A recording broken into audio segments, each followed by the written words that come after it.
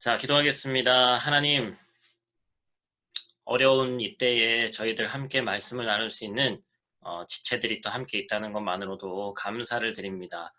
해외에서 살아가면서 어디 의지할 곳 하나 없는데 하나님 안에서 만난 저희들 때로는 피부치보다도 더 가깝게 하나님 안에서 형제 자매 삼아 주셨으니 어, 이 땅에서 살아가는 동안 서로가 서로에게 큰 힘이 될 수 있도록 도와주시고, 특별히 오늘 말씀을 통해서 하나님 온전히 또 나아갈 때 하나님의 말씀을 더욱더 깊이 알고 묵상하며 하나님과 더 가까이 지낼 수 있는 방법이 무엇인지를 이 어려운 때 깨달아 나아갈 수 있는 저희들 될 수 있도록 하나님 함께하여 주시옵소서. 감사를 드리며 기대하오며 예수님의 이름으로 기도드립니다. 아멘.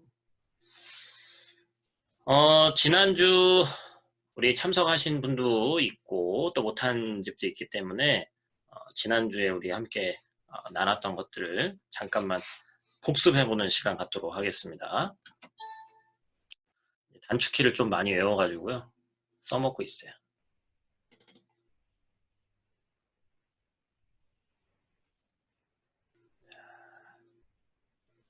잘 보이시죠?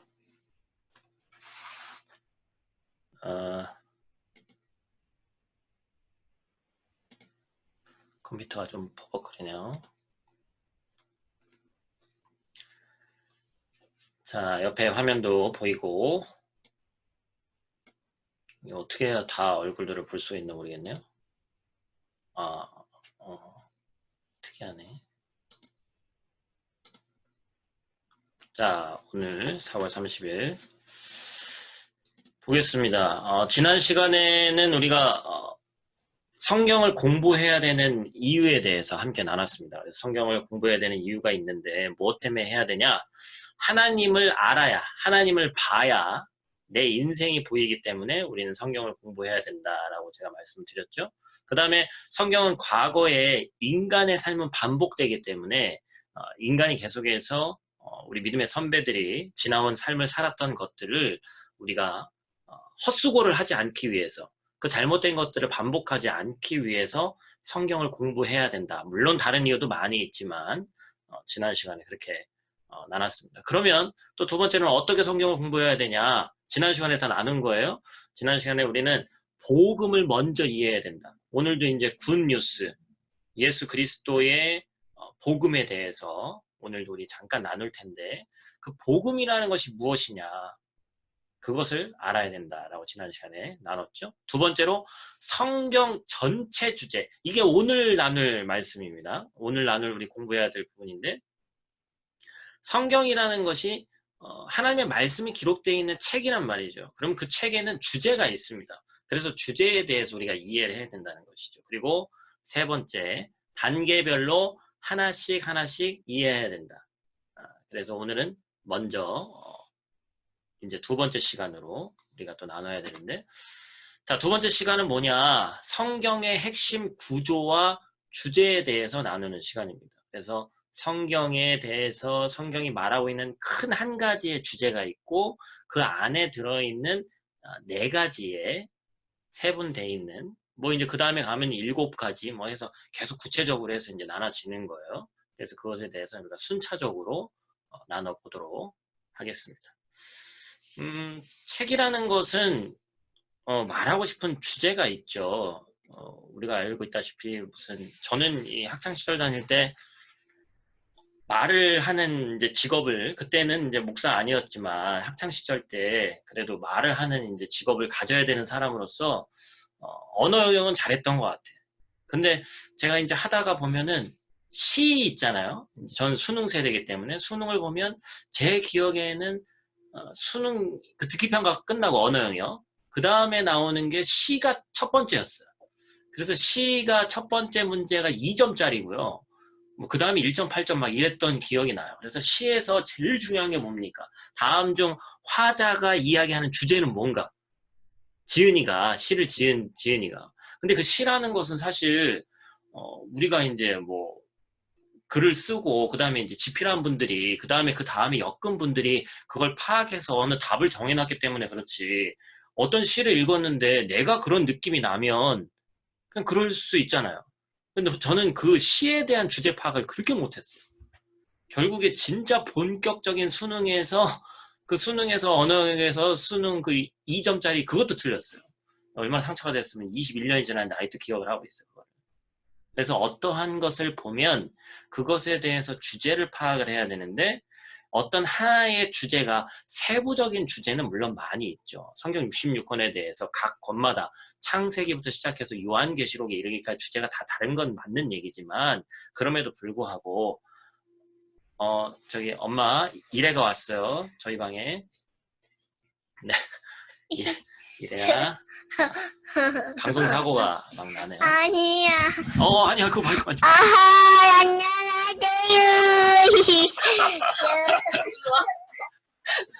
이게 실시간에 묘미가 있네요. 저걸 잠깐만 좀 잠그고 해야 돼. 이래야 저 아빠를 찾아오면 안 돼요.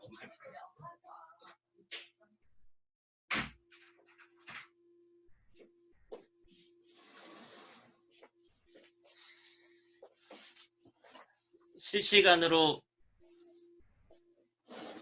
성경 공부를 하는데 예배는 못 드리는 이유에 대해서 아시겠죠? 돌발 변수가 너무 많아요. 책이라는 것은 그래서 하나의 주제가 있는데 그리고 그 주제에 맞춰서 많은 이야기들이 등장하죠. 그러니까 주제라는 큰 것이 있고 거기에 이제 격가지처럼 이런 여러 이야기가 있는 거예요. 그런데 주제에 초점을 맞추는 게 아니라 이야기에 초점을 맞추다 보면 그 책의 주제를 놓칠 수가 있습니다.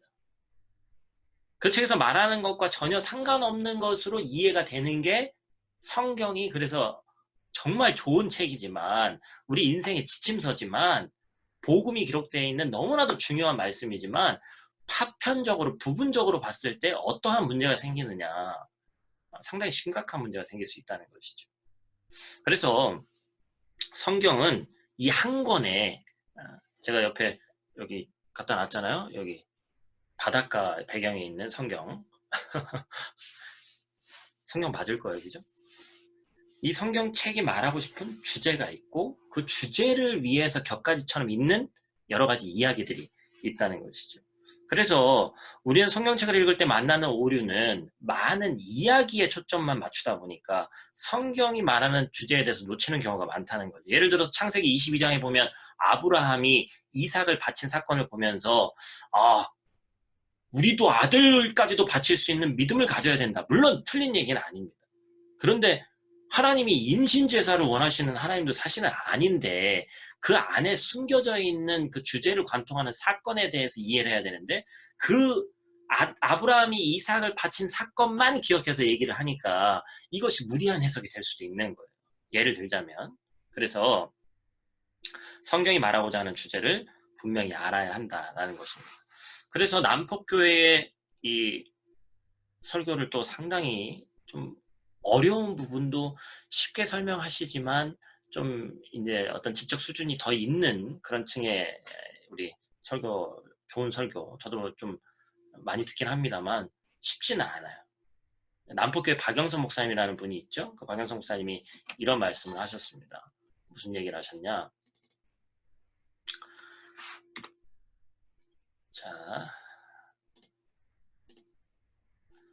자, 신학이 다른 학문과 구별이 되는 가장 큰 이유는 이 다루고 있는 주제와 내용이 하나님에 관한 것이기 때문이다. 따라서 신학의 원리는 뭐예요?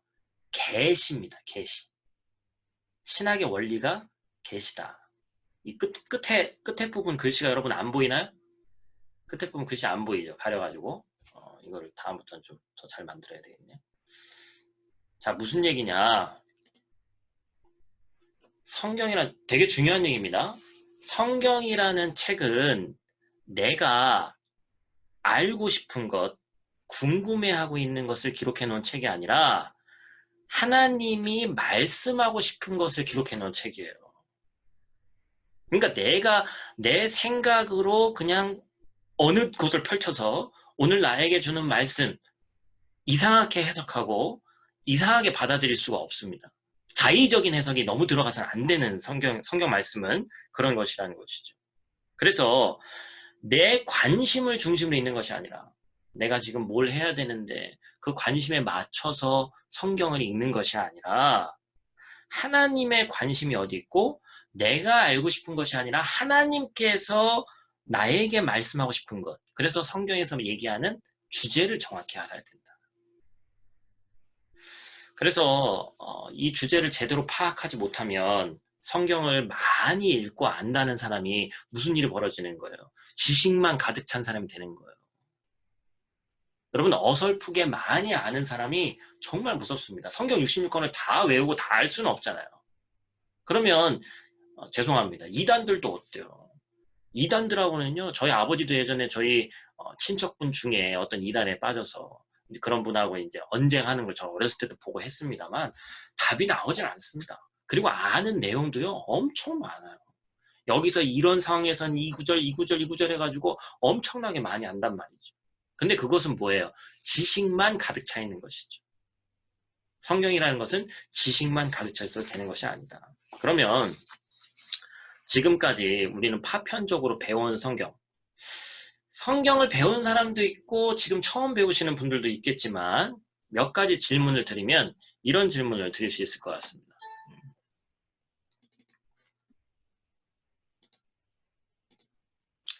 첫 번째, 하나님은 왜 천지를 창조하셨을까요? 우리가 이제 온라인이 아니고 오프라인에서 만났으면 한 분 한 분 좀 대답을 다 들으면 좋지만 뭐 지금 쉽지 않기 때문에 그리고 뭐 이런 질문 하잖아요. 뭐 교회 다니는 분이 아니든 하나님은 왜 굳이 선악과를 만들어가지고 골탕을 먹이시는 것도 아니고 왜 이런 일이 벌어졌을까? 세 번째, 그럼 왜 도대체 구원이라는 거 왜 받아야 되냐? 이제 그런 질문들이 우리 가운데 나올 수 있다는 것이죠. 이런 모든 질문에 대해서 뭐라고 얘기하는 거예요? 단편적으로 이 상황에서 여기에 대한 해답을 하나하나 주석을 달라고 하니까 무리한 해석이 생기는 거예요. 성경의 전체적인 주제와 구조와 흐름 속에서 이것의 전체적인 것을 알 때 비로소 정확한 답을 줄 수 있다는 겁니다. 세부적인 내용에 초점을 맞추는 것이 아니라 큰 그림을 그려야 된다는 거죠. 그것이 우리에게 중요하다라는 것입니다. 자, 그래서 그렇다면 이제 본격적으로 들어가 보죠. 성경 전체의 그럼 주제는 도대체 뭐냐? 목사님 뭐길래 이렇게 계속해서 뜸들이시냐? 성경은 도대체 뭘 얘기하고 싶냐? 창세기에서부터 시작해서 요한계시록에 이르기까지 도대체 뭘 얘기하고 싶냐? 힌트를 드리겠습니다. 이제 성경 구절을 제가 몇 개 보여드릴 텐데 그 성경 구절을 보면 거기에 대한 힌트가 나와 있어요. 한번 같이 보죠. 이걸 바로 다음으로 넘어가는 방법을 모르겠어요. 자, 한번 여러분 있는 자리에서 옆에 뭐 들리진 않지만 마가복음 1장 14절부터 한번 읽어보겠습니다. 요한이 잡힌 후 예수께서 갈릴리에 오셔서 하나님의 복음을 전파하여 그 다음에 두 번째 마태복음 6장 9절 같이 읽습니다. 나라가 임하시오며 뜻이 하늘에서 이루어진 것 같이 땅에서도 이루어지이다. 뭔가 공통적으로 들어가고 있는 말씀들이 있죠. 자, 계속해서 봅니다. 자, 사도행전 1장 3절 또 있습니다. 그가 고난받으신 후에 또한 그들에게 확실한 많은 증거로 친히 살아계심을 나타내사 40일 동안 그들에게 보이시며 하나님 나라의 일을 말씀하시니라. 이제 뭐 어느 정도 눈치채신 분들은 아실 것 같아요. 자, 그 다음 바울이 사도행전 28장 30절 31절입니다. 바울이 온 이태를 자기 셋집에서 머물면서 자기에게 오는 사람을 다 영접하고 하나님 나라를 전파하며 주 예수 그리스도에 관한 모든 것을 담대하게 거침없이 가르치더라. 여러분 뭐에 대해서 얘기하고 있는 것 같아요? 성경이 도대체 뭐에 대해서 얘기하고 있는 겁니까? 마태복음, 마가복음, 누가복음, 공간복음이라고 그랬죠? 복음서에 보면 예수님이 오셔서 선포하는 것은 공통적으로 뭘 얘기하고 있어요? 하나님의 나라를 얘기하고 있습니다. 또한 예수님이 복음서에 기록된 걸 보면 비유로 말씀하시는데 그 비유에 대해서 얘기하실 때 대부분이 하나님의 나라는 뭐뭐와 같아서 이런 식으로 설명을 하시죠. 그래서 성경 전체의 주제는 결론적으로 뭐라는 거예요? 하나님의 나라입니다. 하나님의 나라. 신약에서만 나타나는 것이 아니라 이것은 구약에서도 마찬가지예요. 성경에서 나오면 그런 역사에 나오는 뭐 아시리아, 바빌로니아, 페르시아, 로마 이런 순서에 이르기까지 이런 고대 제국들 그런 제국들이 배경이 돼 있는 것 같지만 결국에 이 땅의 통치자 온 우주를 창조하시고 통치하시는 분은 누구라고 얘기하고 있는 거예요? 하나님이다. 그래서 이 온 우주 만물이 하나님의 나라다라는 것을 얘기하고 있는 거죠. 그래서 구약과 신약은 끊임없이 하나님 나라라는 주제를 가지고 연결되어 있습니다. 도대체 그러면 하나님의 나라는 무엇일까요? 계속해서 PPT 많이 보는데 또 한번 보겠습니다. 자, 제가 읽어드릴게요. 조금 긴데 신약학자 양용희 교수는 이렇게 얘기합니다. 예수 당시 유대인들은 나라라고 번역될 수 있는 말쿠트나 바실레이아를 일반적으로 통치나 왕권과 같은 추상적이고 역동적인 의미로 사용한 것이 분명하다. 그렇다면 예수께서 말씀하신 하나님 나라도 하나님께서 통치하시는 영역이나 지역과 같은 공간적 개념보다는 하나님의 통치 또는 하나님의 왕권과 같은 역동적 개념으로 이해되어야 한다. 따라서 우리는 복음서에서 하나님 나라라는 표현을 대할 때 하나님의 통치, 곧 하나님께서 왕권을 행하심의 의미로 이해해야 된다. 조금 어렵죠? 그 다음에 조금 더 쉽게 써있는 하나님의 모략이라는 책에서 달라스 윌라스, 미국의 철학자인데 하나님의 나라 또는 통치란 곧 그분의 의지가 유효한 영역, 그분의 뜻대로 이루어지는 영역이다. 자, 여러분 쉽게 얘기해서 에덴 동산이 있었습니다.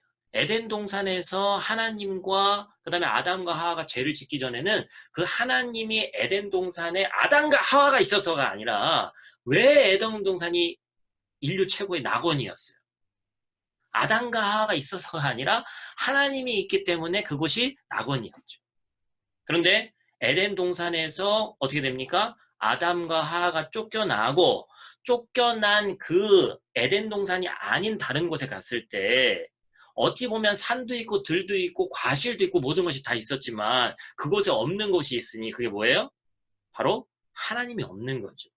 그렇기 때문에 하나님이 없는 그곳은 하나님의 나라가 아닙니다. 여러분 하나님의 나라라고 하니까 되게 생소한데 이 하나님의 나라를 예를 들면 마태복음 같은 경우는 마태복음은 독자가 그러니까 쓴 목적이 유대인들을 위해 썼어요. 근데 일전에도 설교 같은 거 할 때도 제가 한번 얘기했던 것 같은데 구약에서 70인역이라고 이 구약에 있는 성경을 헬라어로 이제 번역해서 이제 쓴 사람들이 있는데 그런 사람들이 성경을 기록할 때 하나님에 관련된 표현만 나오면 어떻게 했다고 그랬죠? 가서 손을 닦고 왔다고 그랬습니다. 무슨 얘기예요? 하나님이라는 단어는 사실 우리나라적인 표현이지 하나님을 지칭하는 단어 자체가 사실은 없습니다. 우리가 어찌 보면 하나님을 편의상 하나님이라고 부르는 거예요. 온 우주 만물에 하나밖에 없는 한 분이라고 해서 부르는 거죠.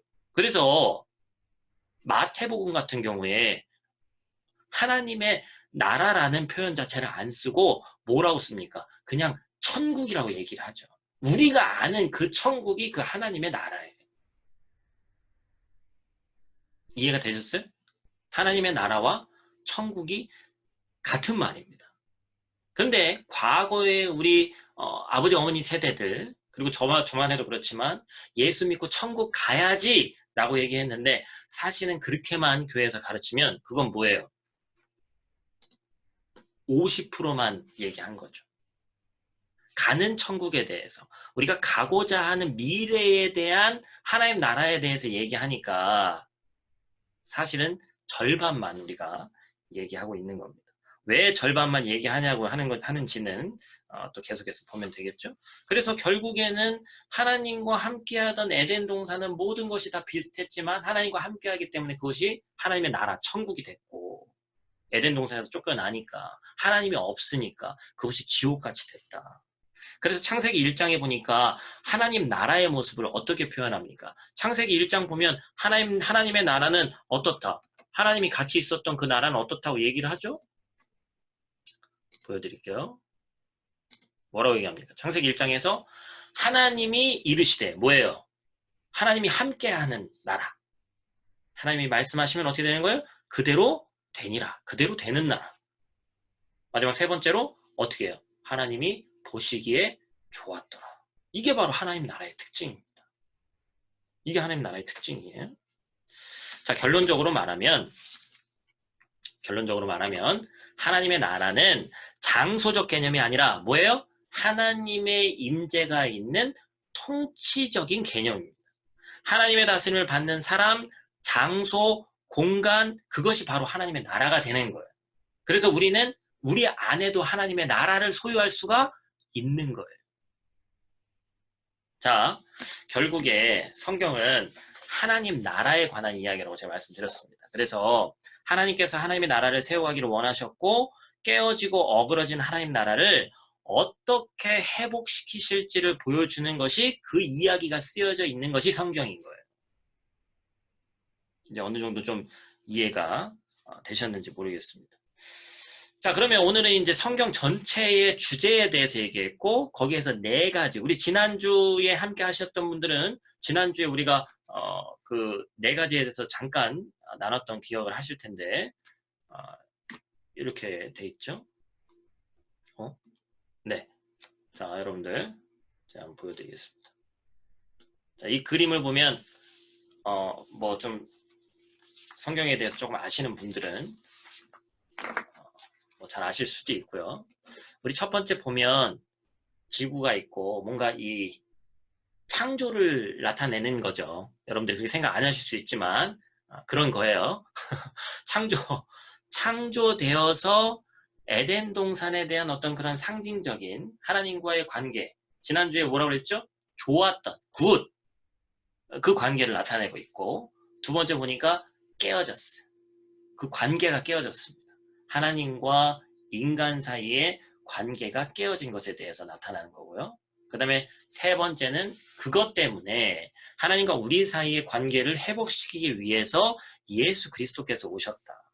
그 다음에 마지막 네 번째, 최후의 면류관을 쓰는 승리자는 결국에 우리가 될 것이다. 이제 그것에 대해서 얘기하고 있는 거죠. 그래서 지난주에 이 도표를 우리가 함께 봤던 기억이 나실 겁니다. 기억나죠?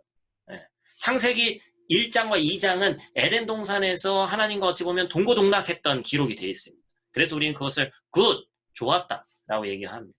그런데 창세기 3장에 원죄가 들어오면서 말라기 4장은 뭐예요? 구약의 마지막 장까지 인간과 하나님 사이에서 어떻게 돼요? 충돌이 일어나고 죄로 인해서 깨어진 모습. 하나님과 단절된 인간이 얼마나 처절하게 그리고 답 없이 살아가는지를 보여주는 것이 이 배드의 내용입니다. 그랬는데 중요한 건 뭐예요? 굿뉴스, 마태복음 1장부터 계시록 20장까지 있는 내용이죠. 뭡니까? 하나님과 단절돼서 혼자 살아남으라고 몸부림치는 인간에게 하나님께서 하나밖에 없는 독생자 아들 예수 그리스도를 보냄으로써 죄의 대가인 죽음을 십자가에 대신해서 치르시고 뭐가 됐다? 관계가 이제는 회복됐다. 그래서 굿뉴스가 되는 거예요. 이전에 좋았는데 다시 안 좋아졌으니까 다시 좋아질 수 있는 뉴스가 우리에게 전해진 겁니다. 아직 완전히 좋아진 단계는 아니죠. 그 뉴스만 우리가 접했을 뿐이지. 그러기에 이제는 우리는 혼자 살아남으려고 몸부림치는 것이 아니라 하나님을 누리면서 에덴 동산과 같이 이 땅에서도 사실 살아갈 수 있다. 그 뉴스를 들으니까 그것이 굿 뉴스가 되는 겁니다. 그래서 예수 그리스도가 오심으로써 이 땅에서도 어떻게 되는 거예요? 하나님의 나라가 시작됐다. 회복되어졌고 관계가 다시 회복되어져서 결국에 하나님의 나라가 이 땅에도 임했다는 겁니다. 성경은 마태복음 1장부터 계시록 20장까지 그 얘기를 하고 있는 것이죠. 여기까지의 내용이 과거에 이미 하나님이 하신 내용이죠. 그리고 지금 우리가 살아가고 있는 우리도 여전히 성경을 쓰고 있는 거라고 말씀드렸습니다.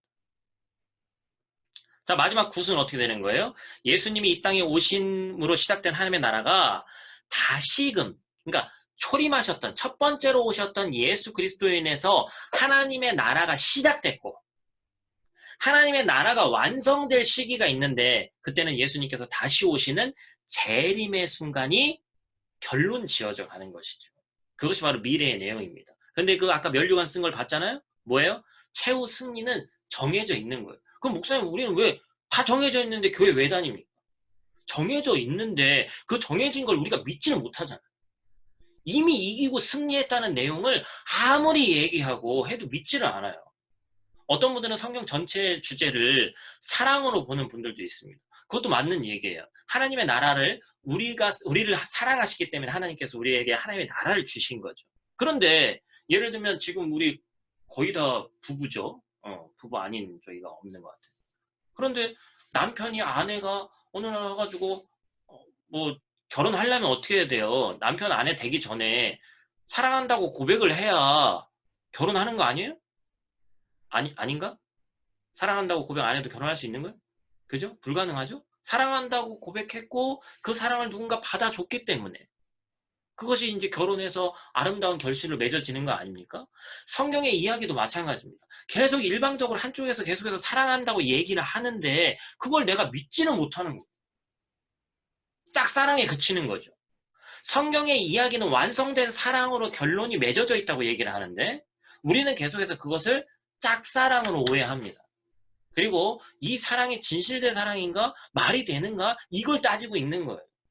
성경 66권 자체에서는 내가 너를 너무나도 사랑하기 때문에 결국에는 우리가 함께 거할 영원한 나라가 예비되어 있다. 그리고 그 하나님의 나라는 이미 시작되어 있다. 그 얘기를 성경이 하고 있는 거거든요. 그리고 결국에는 이 땅에서 그 하나님의 나라와 복음에 대해서 기뻐하고 살아가면 네가 최후의 승리를 얻고 영원한 하나님의 나라를 약속으로 받을 것이다. 제가 지금 여기서 중요한 얘기를 했습니다. 자, 그래서 결국 하나님의 나라를 세우고 깨어진 하나님 나라를 다시 세우고 온전하게 다시금 회복시켜가는 내용이 성경에 있는 내용이에요. 그래서 뭐라고 얘기합니까? 자, 성경의 구조와 흐름이 무엇이냐고 누군가 물으면 하나님의 나라를 세워가시는 굿. 그러나 그 하나님의 나라를 거부하고 거절하는 사람 배드. 바로 그것이 실제적인 모습을 보여주는 것이 이스라엘. 우리가 성경에 이스라엘의 모습이 기록되어 있잖아요. 우리가 그 얘기 보고 혀 끌끌 차지 말라고 그랬죠. 내 얘기라고 했습니다. 그런 답이 없는 이스라엘에게 예수님을 통해서 다시 우리에게 주시는 굿뉴스, 복음, 기쁜 소식. 그리고 그 굿뉴스를 듣고 살아가는 지금 이 순간, 그리고 그 모든 것이 다 지나서 온전하게 회복되어지는 다시 굿. 결국 하나님 나라를 세우시고 깨어진 하나님 나라 다시 세워가고 온전하게 다시 회복시켜가는 내용이 바로 성경의 이야기다. 자, 그래서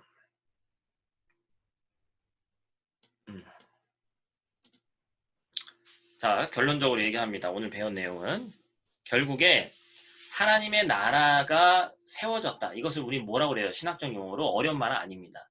이미 임한 하나님의 나라. 그리고 깨어진 하나님 나라를 회복시켜서 다시 와야 될 하나님 나라는 아직 임하지 않은 하나님의 나라. 그래서 우리는 뭐에 살고 있다?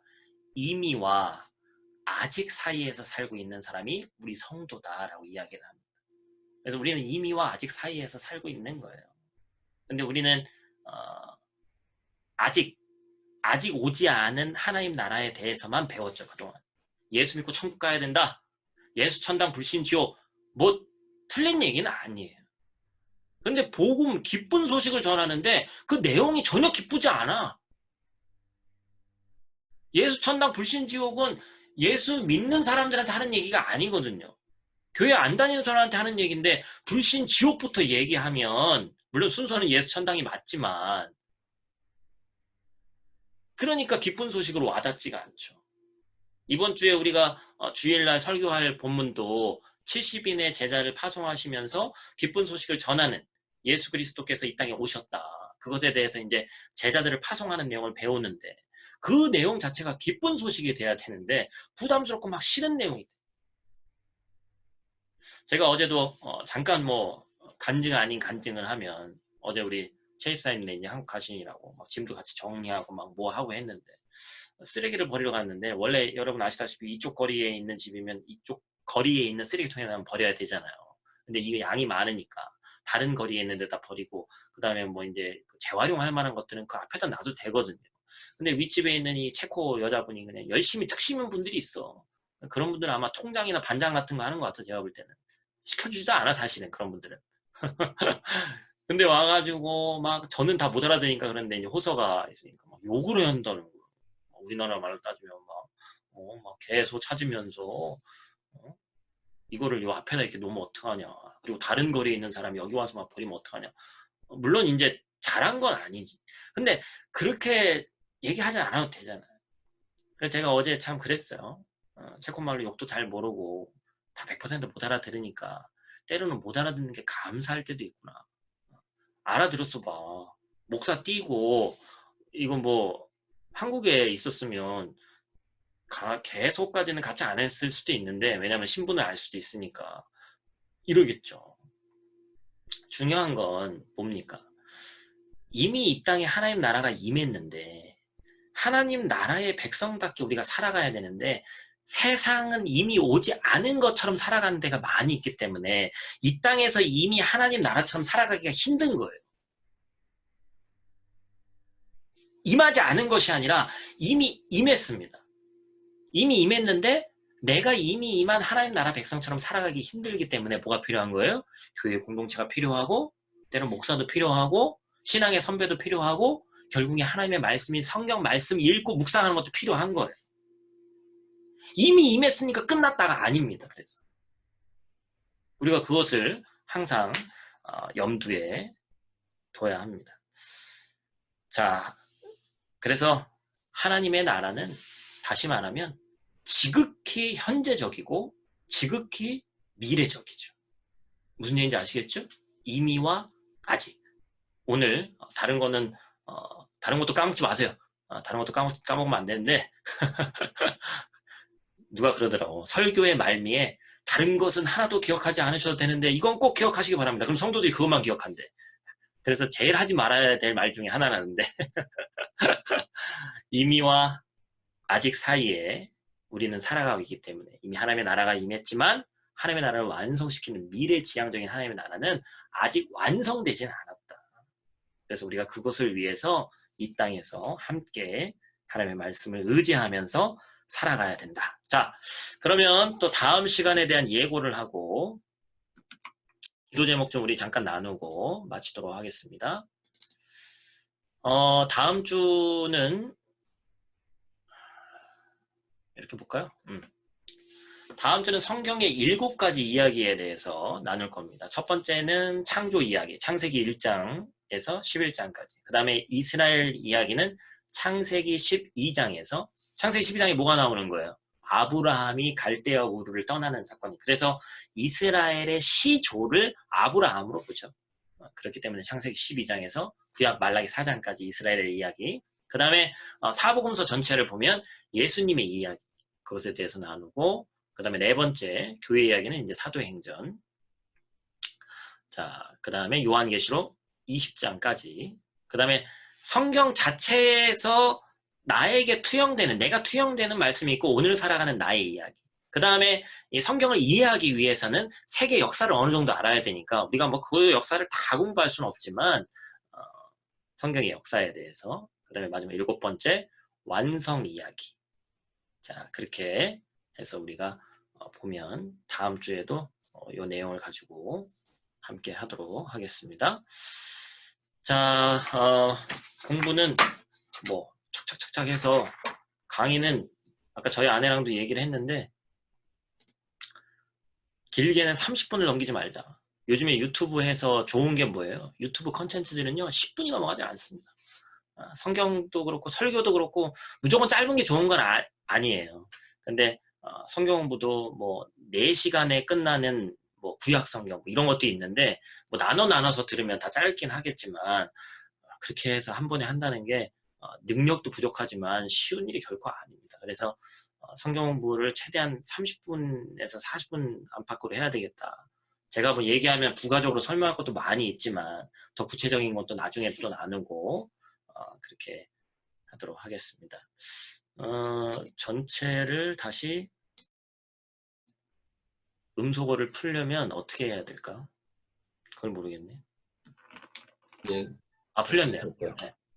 자, 효야. 우리 각자 기도 제목 이제 이거는 녹화 안 할 거니까요. 이거 녹화 안 하니까 기도 제목 너무 길지 않게 하나씩만 얘기하고 제가 기도하고 마치도록 하겠습니다. 기도하겠습니다. 하나님, 코로나19로 인해서 저희들 주저앉고 낭만할 수도 있지만 그럼에도 불구하고 주어진 현실을 이겨내고 한 자리에 모이지 못하지만 온라인으로 실시간으로 모여서 하나님의 말씀을 함께 나누게 하심에 감사를 드립니다. 성경 전체의 내용을 30분, 1시간도 되지 않는 시간에 다 나눈다는 것이 너무나도 어려운 일이지만 그럼에도 불구하고 저희들 이 해외에서도 또한 이 평일날 비록 시간이 많다 한들 우리의 마음이 없으면 하나님의 말씀을 청종하기 위해서 이렇게 모일 수도 없는데 저희들에게 선한 마음을 허락하시고 오늘 특별히 하나님의 나라에 대해서 함께 나누게 하시면 감사를 드립니다. 하나님 나라는 이미 임했고 또한 장차 올 하나님의 나라에 대해서 우리가 준비해야 된다는 것도 깨닫게 하심에 감사를 드립니다. 이것이 믿어지는 나에게 적용이 되는 내 신비에 새겨지는 말씀이 될 수 있도록 도와주시고 하나님의 말씀을 알아가면 알아갈수록 그 확신을 통해서 우리가 이 땅에서 살아가며 흔들리지 않는 믿음의 소유자들 될 수 있도록 하나님 함께하여 주시옵소서. 우리가 또 내일 모레 주일날 한 자리에 모이지 못하지만 또 온라인으로 만나게 되는데 그 자리에도 성령 하나님 함께해 주시고 동일한 은혜로 함께하여 주시옵소서. 남은 한 주간도 눈동자와 같이 지키실 줄 믿사오며 예수님의 이름으로 기도드립니다. 아멘. 감사합니다. 주일날 또 만나요. 안녕. 시오도 안녕, 시은이도 안녕, 다니엘도 빠빠. 다니엘 맘마 뭐니? 아이고 잘한다. 여기도 시은이도 빠빠이. 빠빠이. 만나자. 자, 빠이. 방은 한 방에 폭파하겠습니다. 엄마 집에 아버지가 할게요. 끕니다. 네. 네, 또 만나요. 네. 만나요. 안녕.